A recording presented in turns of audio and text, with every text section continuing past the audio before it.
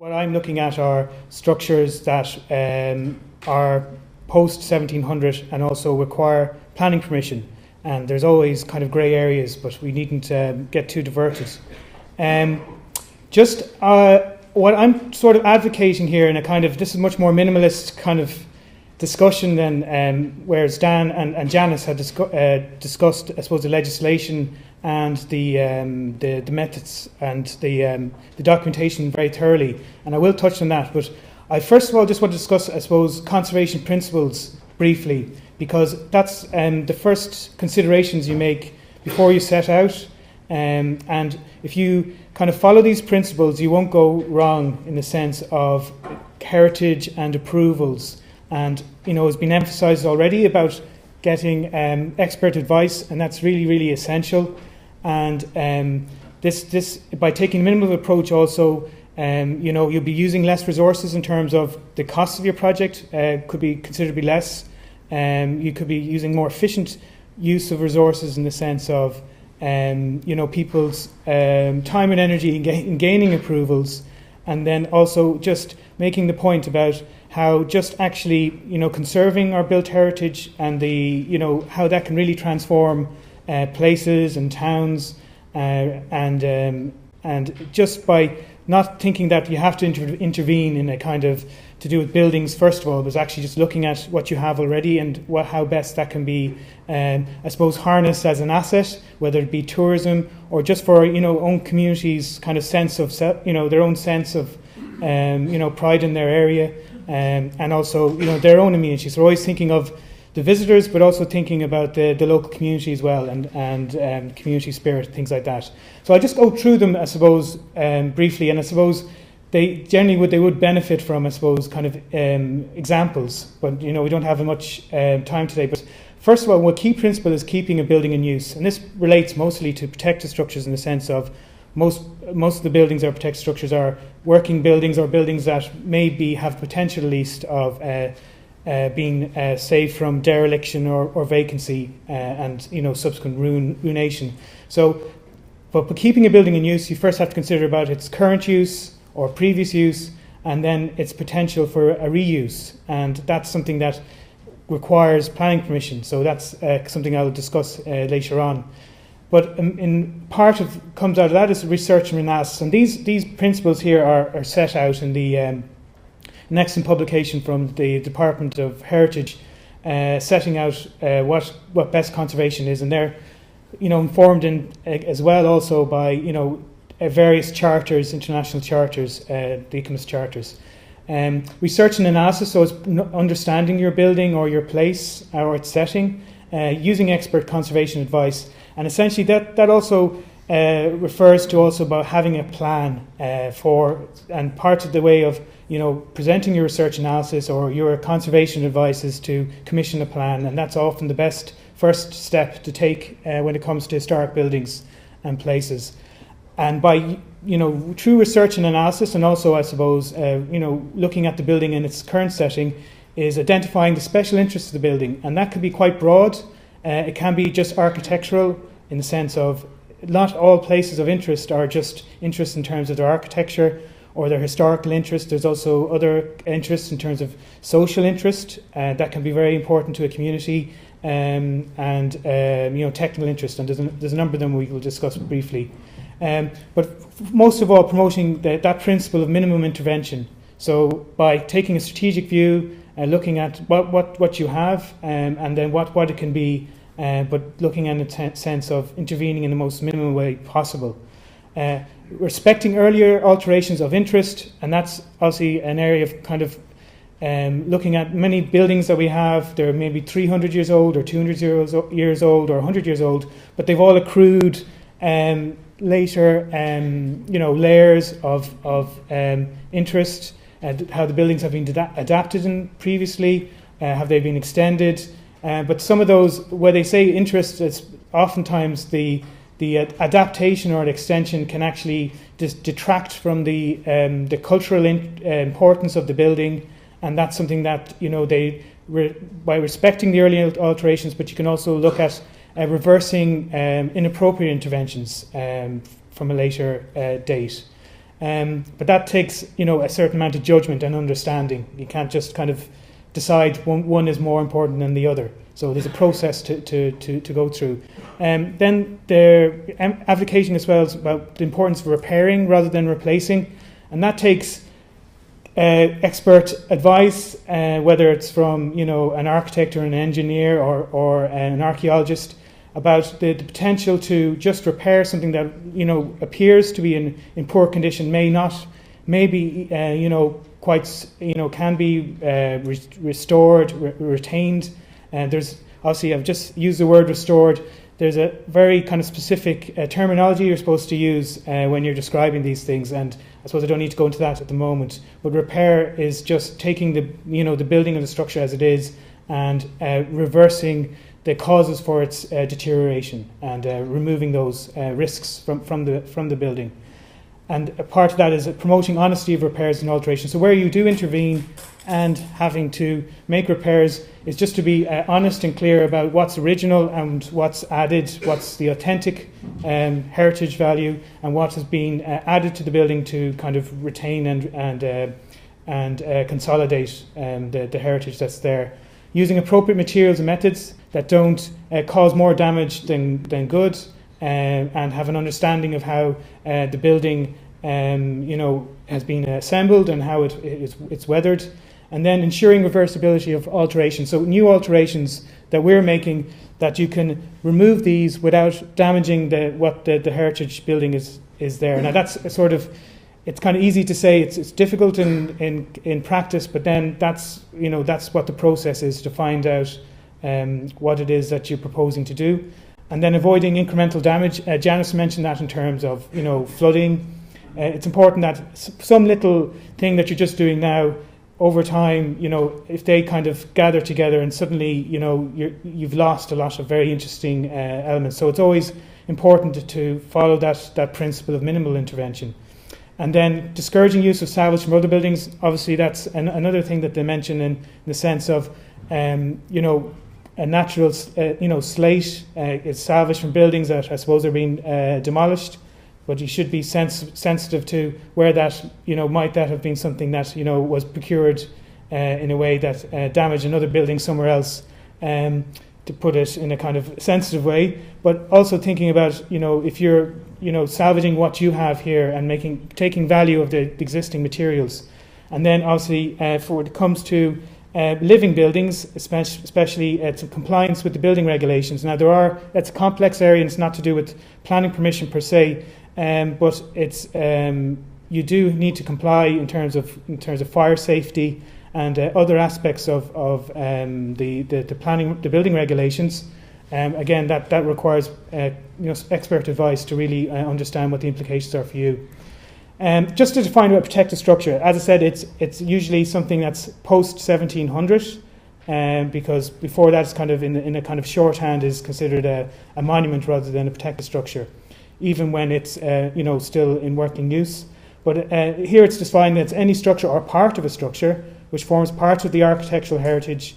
But aside from just architectural heritage, it can also have, historical, archaeological, artistic, cultural, scientific, social, or technical interests. So it's quite broad, but what it is, obviously, is that it has a special interest, and that's something to be considered. But also that it also has to be included in the record of protected structures in the development plan. So that's where the legislation comes into play. They keep a list of protected structures, so it's quite easy to review that and see whether your building or place is included in the shorthand for that is the RPS, the Record for Protected Structures, which is in every development plan, which is updated every 6 years, I believe, or 5 years. And it's important to note that since 2000 and the Planning Act 2001, there's no grading of significance. There's no grade 1 or grade 2. Every protected structure is afforded the same level of protection between, say, Rusborough House to a very simple building in a village. But also that the curtilage, so that's the grounds around the building, whether the exterior, the interior, fixtures and features are all considered to be protected, where as they relate to the special interest. So again, that it takes expert advice to kind of decide how you can intervene. And then just some definitions there to be kind of clear about what they mean when they say development Here it's very broad. Definition is carrying out of any works on, in, under, over or under land, or the making of any material change in use of any structures or land. So that's a very broad concept of development. Just to explain what a material change of use is, it might be just an intensification of a use, or a change in the character of the use, or maybe abandonment in the sense of the building is no longer in use. So planning approval is required, and here the definition again in respect of any development of land not being exempted development. So I'll discuss a bit about exemptions, because that's important when I'm talking about mineral intervention, that some places, your path to approvals might be simplified by looking at how what you might propose might be exempt in terms of timescale. But at plan approval, generally there's an 8-week decision period, but that's not taking account requests for further information, which can delay a certain amount. But if a clean decision might be given in 8 weeks, and then there's a 4-week period to the grant of application. So that allows time for appeals to be lodged in Bord Pleanála by people who have objections to what you're proposing, but they have to be received within the first 6 weeks of decision. So the regulations are quite arcane in the sense of there's copious amounts of regulations, and every local authority have slight different colours of interpretation to do with how they approach the whole issue of documentation that's required for planning approval. So it's important to have a pre-planning meeting with your planning office. You can arrange for those in advance, and also if it's a protected structure, you should also try to get the attendance of the conservation officer if there's one in that local authority, if possible, so that you can discuss what's appropriate level of documentation for your particular proposal. And that can help, with further information requests later on. And planning approvals last for 5 years, but additional time and extensions can be applied for and considered when you make an application or before the 5-year period has elapsed. So I won't be going into a lot of the detail about making a planning application, but just to kind of give you kind of an overview. Then there's additional requirements for planning applications for protected structures. So they describe it as a conservation method statement, so that can be quite a simple document, or it could be like a conservation plan, could have that. So that's what we're saying about having a good plan in advance can be very beneficial at this stage also. Then as photographs, plans to show the effective development of the character of the structure. So that's something that you also have to add. And then the level of detail, as I said, would be best to agree in advance with the planning officer, because like a 1 to 200 scale is what you use generally for development and planning. But if for protected structures, they may require much more level of detail to be agreed in advance for particular things like, say, like a detail of how you're intervening around, say, a historic plaster ceiling. They might want to see details of 1 to 1 scale, 1 to 5 scale, so they can see exactly what you're proposing. So that obviously takes a lot of consideration, and may make documentation a bit more onerous than would be for ordinary development. And they also require at least 10 copies. Sometimes they look for 14 of your documentation. So there is a lot of paperwork and time and investment to get planning approval in the first place. Whereas in ordinary development, it's 6 is all required. This is for Dublin City Council's short checklist. Doesn't rely obviously for leader funding, but a lot of local authorities that have something similar, just so that you can go through all the different, bits of information that you require. And here I'm just getting to the exemptions. So the carry out of maintenance, improvement, or any alteration of the structure being works which affect only the interior of the structure, or do not materially affect the external appearance of the structure, so as to render the appearance inconsistent with the character of the structure or of neighbouring structure. Essentially, this is allowing exempt works are, ordinary maintenance, improvement or alteration, but a protected structure is different in the sense that it's not just works that are to the interior aren't exempt. It's the whole building needs to be considered in terms of the exemption. But an important thing to understand is it's about that concept of character. So the carrying out works to protect a structure or a proposed protected structure, it's important to understand a proposed protected structure has the same level of protection as a protected structure. And a proposed protected structure is just a protected structure that has been, identified by the local authority, but it has not yet been adopted by the council formally as a protected structure through the local development plan, or and that should be only exempted development only if those works do not materially affect the character of the structure or any element of it that contributes to its special interest. So the exemptions are more onerous for protected structures than they would be for ordinary buildings. But that still allows for ordinary maintenance, and maintenance is a key consideration when it comes to protected structures, in the sense of routine maintenance, if it's been carried out properly, can obviously remove the need for major capital investments over periods of time to, I suppose, repair or restore a building. So maintenance being the most important way to ensure its preservation. And then also urgent works or enabling works can also be exempt where the structure is at risk from further deterioration. So I'm thinking of kind of ruins or buildings that are vacant generally, or sometimes I suppose not being kept in the best state. But it's important, if you're making a consideration about exemptions for your building in terms of maintenance or urgent works, you should discuss it with your local authority conservation officer or the planning office generally. As I said, some local authorities don't have a conservation officer, but they then rely on the department to get some advice in these situations. And then with that, you could be subject to a Section 59 notice, which requires works against endangerment, or Section 60 notice, which require restoration of character. So these are, methods that the local authority have to kind of regularise what you're proposing in terms of, urgent works, and that's a sense of a kind of a declaration instead of going for planning permission. So sometimes you don't have much time to act. And this should be confirmed in a statement sent to the planning authority and prepared by a building conservation specialist, setting out the rationale and the proposed methodology. And then just give an example of some exempted works, and I'll need to move on.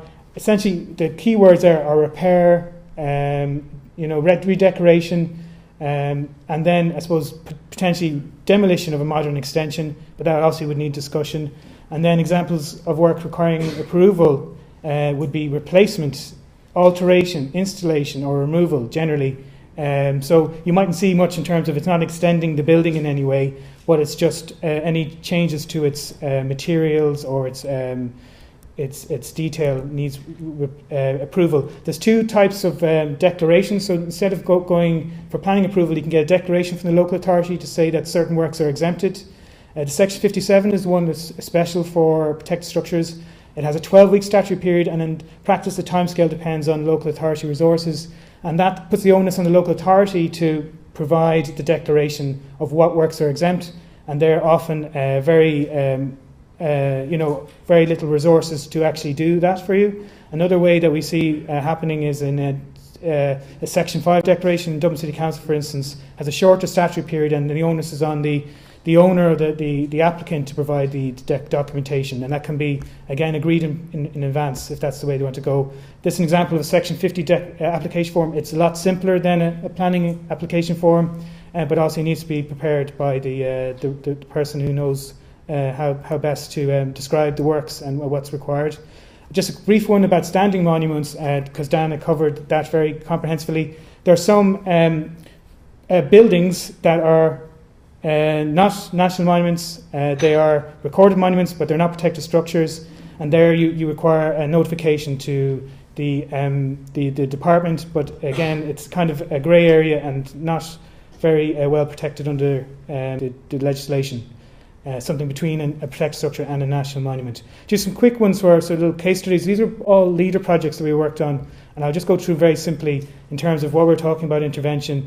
This one where we did intervene quite a lot. This is a historic folly, so it's not looks a bit like something a bit older, but in very, very poor condition in areas requiring consolidation. And the concept was to also, in terms of the heritage and the tourism aspect, is this amazing view in County Tipperary in Grange that we knew that was the potential from the building.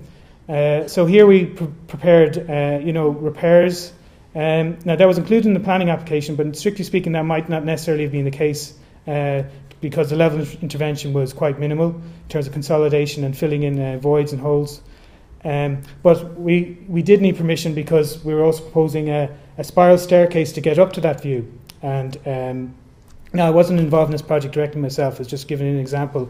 But this did proceed from a conservation plan that informed the approach and the works.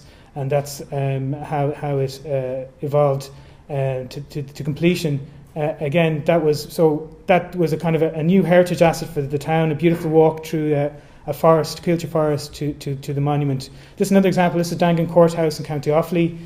So this is a community resource and a heritage resource. Attributed to James Gandon, unlikely. A lot of these courthouses are in a lot of Irish towns and of certain size and require, a new use and adaptation by the community. So part of it, again, informed by a plan, a kind of an idea about how we could use it for community use. And part of that, the whole thing was we identified there was a kind of a low ceiling was a place about kind of halfway down through the building. I was supposed to make it cozier at one stage, but we were proposing to remove the ceiling. We got plan permission for that, and also to keep the joineries in place as well. So just Tulsk Priory. This is a standing monument, a ruin. This didn't require plan permission, but did have obviously ministerial consent. And this is just a kind of the element of the documentation. And here we again minimal intervention. This is a very prominent ruin on the main Dublin to Castlebar road. Very small village, Tulsk, kind of backs up from time to time the Dublin and the Sligo kind of Athlone road. But this becomes now, a kind of more prominent. Whereas before it was kind of covered in ivy. We're reversing the causes of decay, but also making a kind of, a new I suppose, drawing attention to this beautiful building in the middle of the village. Now it's much more obvious to see. This is Barrs Walk, County Mayo, another leader project, and this is where it's a plan. And just to say, like the local group were very, I suppose, very committed to the project, but they were disappointed about the plan didn't lead to works. But it was just an example of where you needed to take every step as it comes. This is an abandoned canal just outside Ballinrobe, right beside the town itself. Cultural heritage as part of a beautiful domain landscape. But then in the 19th century became a main navigation route. The idea was we're going to be a navigation route between Galway and Castlebar eventually through Ballinrobe, and an infrastructure project that was never really in use. But a lot of this assets were left there, and it was kind of only really known by the people who lived there. And this was creating a looped walk and a plan showing where we'd need to conserve walls, where kind of picnicking, angling, car parking. So the importance of looking at your heritage project in terms of access, but also in terms of preservation of what it is in terms of, and looking at the kind of the natural and the built heritage of the area. Thanks very much.